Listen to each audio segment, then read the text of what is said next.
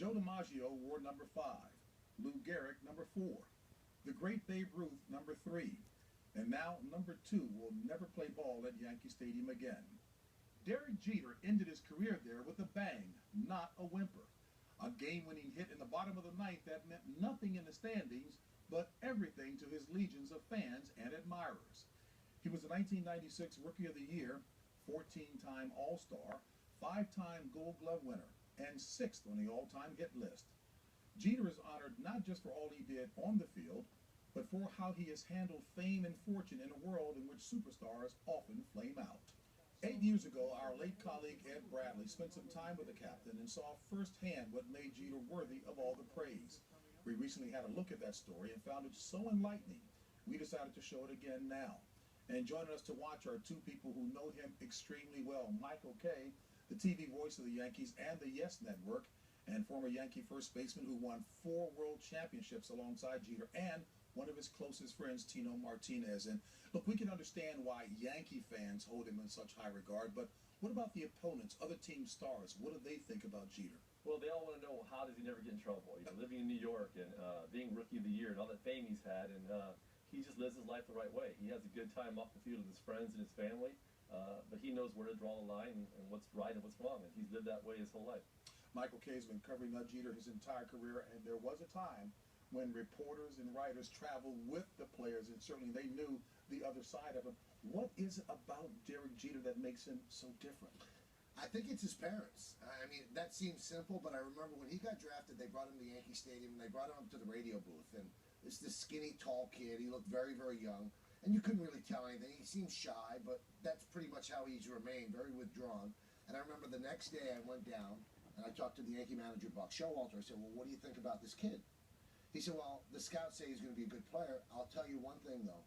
He will never, ever embarrass the Yankees. I said, why do you say that? He goes, because I met his parents. Special. He said he'll never embarrass them, the Jeter name, or the New York Yankee organization. So that was 20 years ago, and Showalter was right on the line. You've seen so many great players. What about his on-the-field play distinguishes him from others? Well, Joe Torre once told me that, I've heard this about Michael Jordan too, and Wayne Gretzky, that when the game speeds up, those guys have it slowed down. It slows down for them. Derek never made the moment too big, and he embraced every big moment. He didn't run away from it. He would say he wants the ball hit to him in the 7th game of the World Series. A lot of guys don't want it. They don't want any part of it. Not afraid of anything. And the best thing I can say about Derek, which it might not come off as a compliment, he's the greatest player I've ever seen that is not great at any one thing. So it's just the sum of the parts that makes him awesome. And certainly a very appropriate question to ask you, being such a close friend. What worked that you two clicked?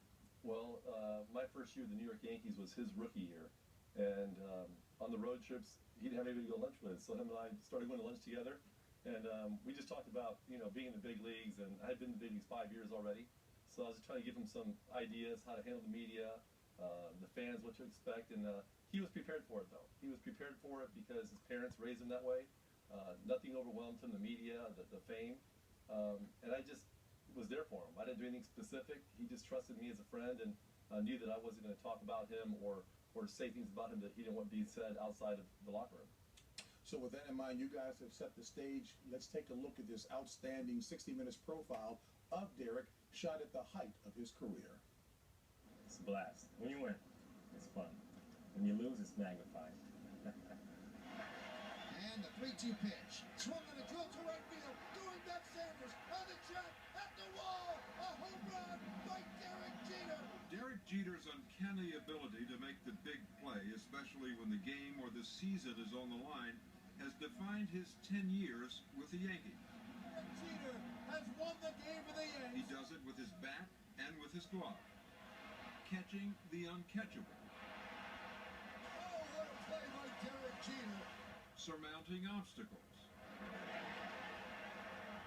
With his trademark combination of nonchalance and relentlessness. No play says more about Derek Jeter than this one. The now legendary diving catch he made last year. Jeter on the run, makes the play, and flies into the stands.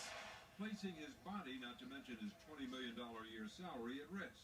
When I was catching that ball, I knew I was going to fall in the stands because I was too close, but I figured if I jump over the photographer's pit, maybe I'll run into someone and feel a little bit better. But Cushion the fall. yeah, 57,000 people, I picked the seat that no one was in. So that didn't feel too good either. He's had this desire, this passion for baseball since the age of 6, when he told his parents that he would one day play shortstop for the New York Yankees. I was born in New Jersey, grew up in Kalamazoo, Michigan, and I'm going around telling everyone I'm going to play for the New York Yankees. And I think a lot of people, a lot of parents maybe would tell their kids, put some real thoughts in your head. Jeter's parents, Charles and Dorothy, are his most devoted fans. Dorothy is a former accountant, and Charles, who played shortstop in college, is now a clinical social worker. Derek never starts a game until he finds where his parents are seated. They know I'm looking. They know I'm trying to find them. It's just something I've always done since Little League. And as soon as he spots his mom, he says hi. We communicate. Sometimes, you know, he'll just stick his head up and go like that. That means he's going to try to hit a home run. I shouldn't give that away, should I? No. Play, Derek. All right, play, huh? It reminds you of you at shortstop? Yeah, a little bit, you know. He doesn't have the defensive abilities to have, but he... You were pretty competitive in your house growing up, from what your father tells me. At everything. It's his fault. That's his fault. He used to beat me at everything we played. I remember I was going to afternoon kindergarten, and we used to watch The Price is Right.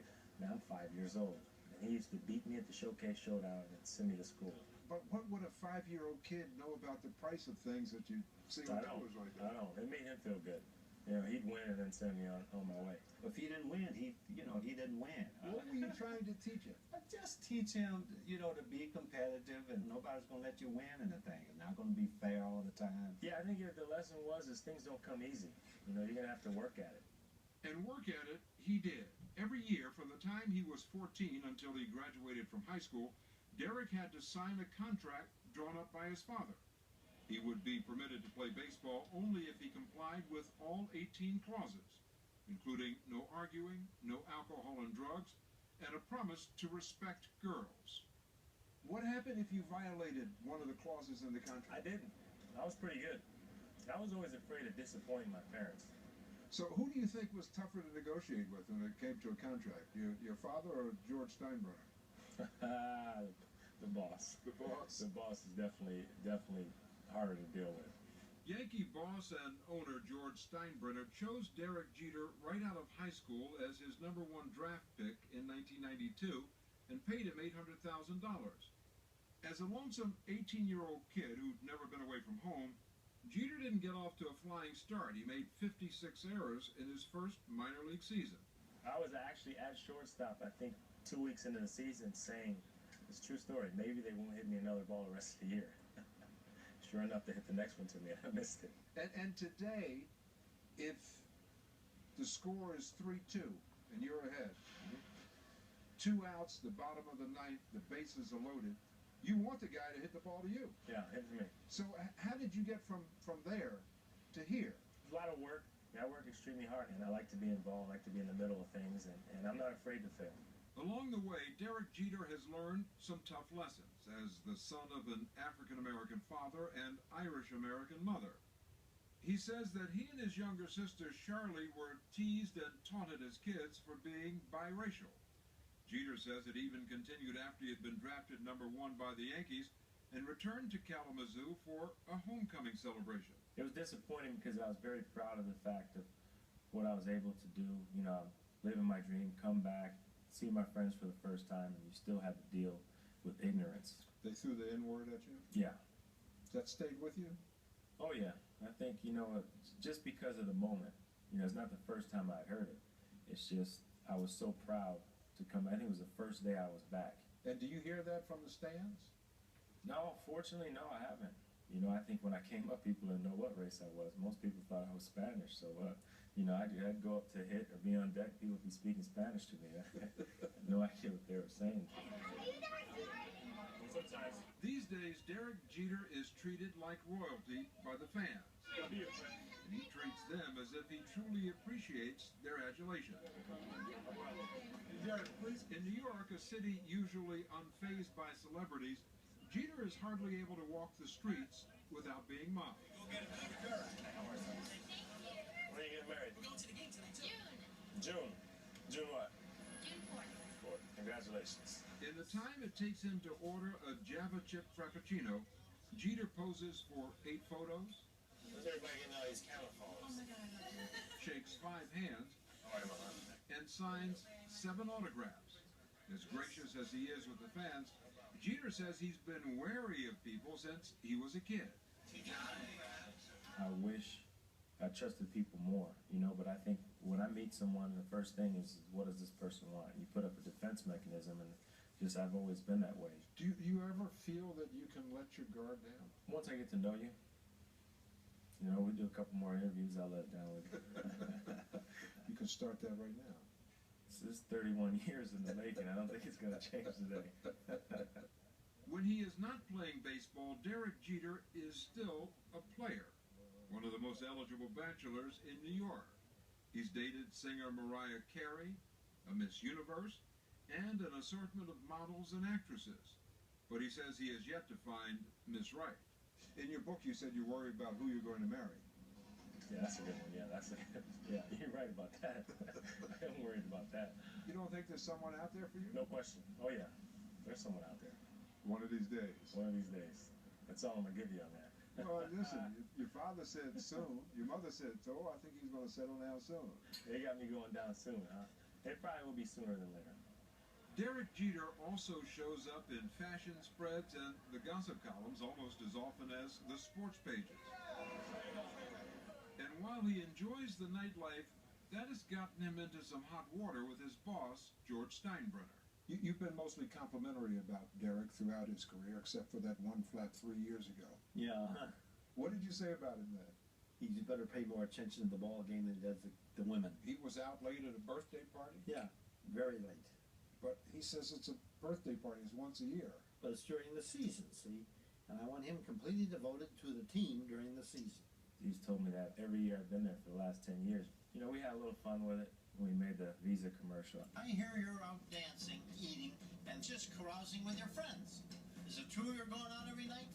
Absolutely not. Good. Hey, Derek, we are running late. Sorry.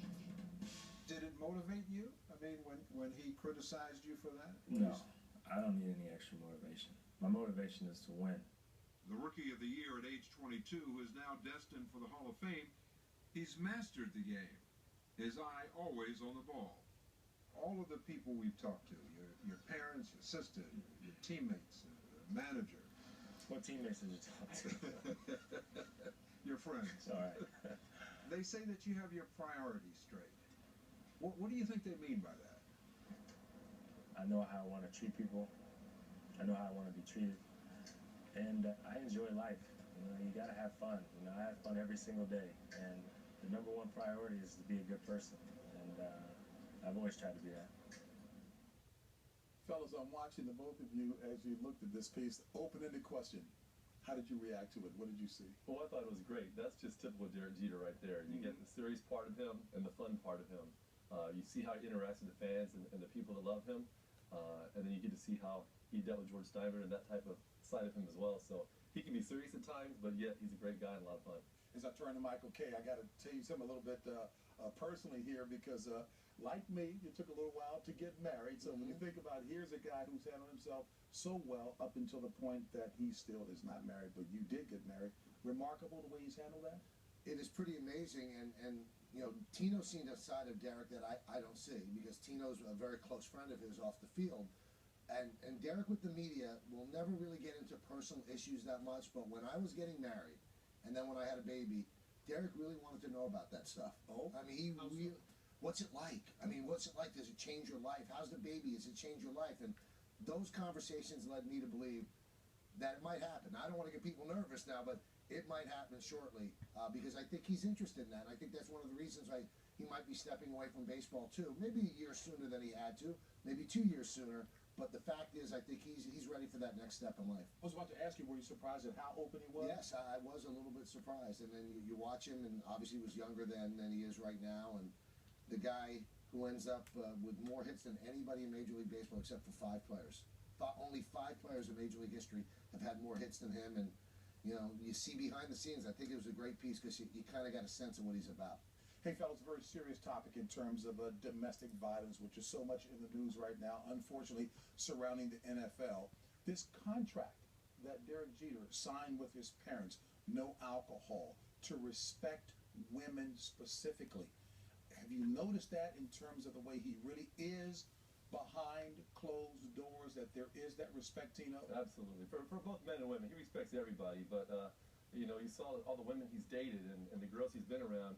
Not one of them has ever come out and said anything negative about him or complained about him being in any way a bad person. So to be that single guy in New York all those years and deal with a lot of women on a daily basis, you know, it's been very impressive. And yes, he signed that contract and he lived up to it. So he paid more than lip service to wanting to be a good person. He did, yeah, of course. He's a good person. He's just naturally like that. He's not a false type of guy who says one thing and does the other. He's the way he is. What you see is what you get. And he said toward the end of the season, which I thought was interesting, he said, everybody asked me, am I putting on an act? He said, it's been 20 years. He said, it would have been exposed already. He said, there's no way that I could hide it for 20 years. This is the person that I am, and that's him. I mean, really, what you see is what you get. Michael Kay, Yankees broadcaster, thank you so much for your insight. And Tino Martinez, great baseball player himself, thank you so very much for your insight.